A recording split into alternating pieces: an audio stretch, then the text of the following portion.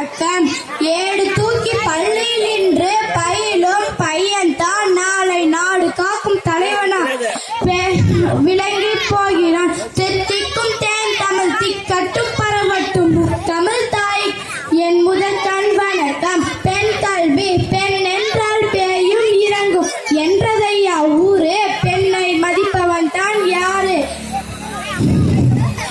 பொட்ட கோழி கூவி பொழுதா விடிய போகுது, பொட்ட கோழி கூவி பொழுதா விடிய போகுது என்றெல்லாம் மட்டம் தட்டி பேசி பெண்களை உடன்கட்டை ஏற வைத்ததும் சிசு கொலை செய்ய வைத்ததும் இந்த சமுதாயம் தாங்க. பட்டங்கள் ஆள்வதும் சட்டங்கள் செய்வதும் பாரினில் பெண்கள் நடந்து வந்தோம்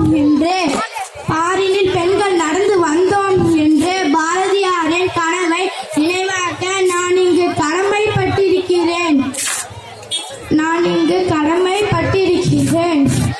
படி படி நல்லா காலையில் படி மாலையில் படி கடும் பகல் படி படும் படி நல்ல நூல்களை படித்தால் தான் இந்த உலகத்தில் வெற்றி பெற அடைய முடியும் என்று கூறி பெண்கள் தான் நம் நாட்டின் இரு கண்கள் என்று கூறி இறுதியாக ஒரு கவிதையை கூறப்போகிறேன். அல்ல அல்ல குறையாத அக்ஷய பாத்திரம் தான் கல்வி, அல்ல அல்ல குறையாத அக்ஷய பாத்திரம் தான் கல்வி. அறிவு என்னும் பெட்டகத்தை திறக்க உதவும் ஒரே சாவித்தான் கல்வி. அறியாமையை அகற்றி அறிவை காட்டும் அற்புத விளக்குத்தான் கல்வி.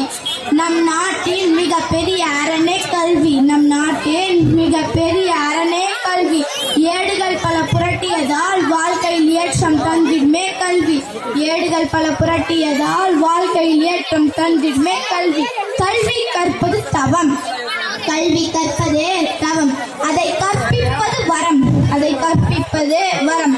யார் கைவிட்டாலும் கல்வி கைவிடாது உன்னை, கல்வி கைவிடாது உன்னை. இத்துடன் எனது உரையை நான் முடித்துக் கொள்கிறேன். நன்றி, வணக்கம்.